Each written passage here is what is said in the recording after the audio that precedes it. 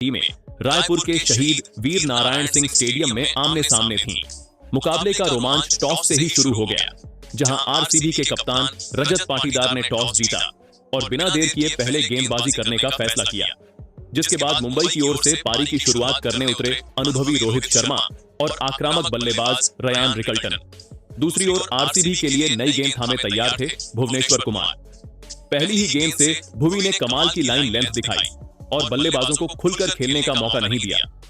पहली 5 गेंदों पर सिर्फ 5 रन आए, लेकिन असली झटका ओवर की आखिरी गेंद पर लगा, जब रयान रिकल्टन बड़ा शॉट खेलने गए। गेंद हवा में गई और कप्तान रजत पाटीदार ने आसान कैच पकड़ लिया। अब नंबर 3 पर मुंबई के लिए क्रीज पर आए नमन धीर, लेकिन दूसरे ओवर में अचानक मैच का रंग बदल गया। गेंदबाजी करने आए जोश हेजलवुड और सामने थे रोहित शर्मा। रोहित ने आते ही अपना क्लास दिखाया, दूसरी गेंद पर शानदार चौका लगाया, फिर ओवर की आखिरी 2 गेंदों पर लगातार 2 छक्के और जड़ दिए। लेकिन तीसरे ओवर में भुवनेश्वर कुमार ने ऐसा पलटवार किया जिसने मैच का रुख बदल दिया। पहले रोहित शर्मा को नकल बॉल पर विकेटकीपर जितेश शर्मा के हाथों कैच आउट कराया। रोहित सिर्फ 22 रन बनाकर लौट गए। अगली ही गेंद पर मैदान पर आए सूर्या कुमार यादव, लेकिन भुवी आज अलग ही मिशन पर थे।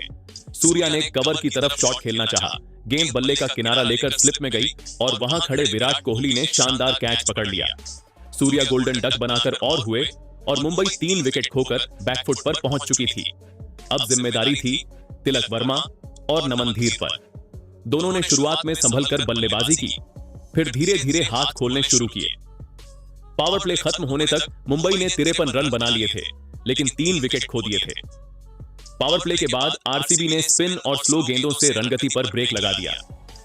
कृणाल पांड्या, रोमारियो शेफर्ड और सुयश शर्मा ने शानदार कंट्रोल दिखाया।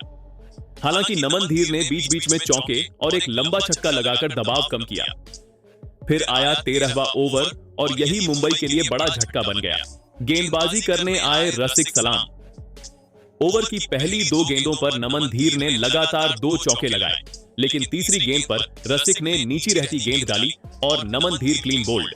47 रन की शानदार पारी खत्म। अर्धशतक सिर्फ 3 रन दूर रह गया। अब मुंबई के लिए मैदान पर आए विल जेक्स, लेकिन दूसरी ओर तिलक वर्मा लगातार रन बनाते रहे।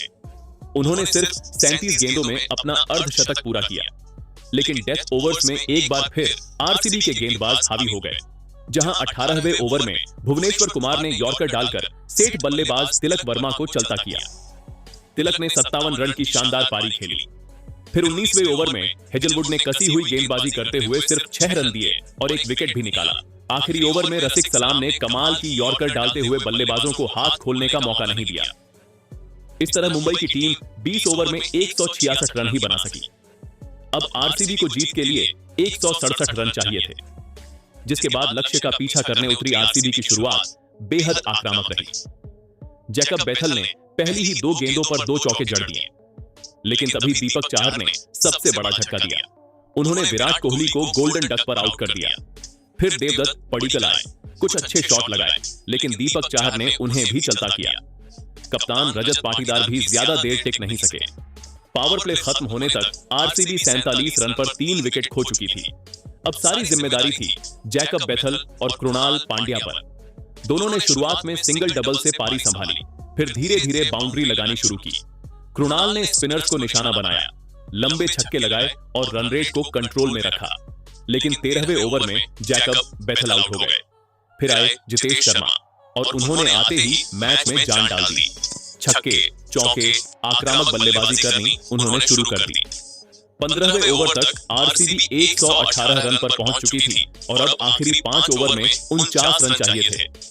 तभी कृणाल पांड्या ने अपना शानदार अर्धशतक पूरा किया, जहां 16वें ओवर में जितेश शर्मा और फिर टीम डेविड लगातार आउट हो गए।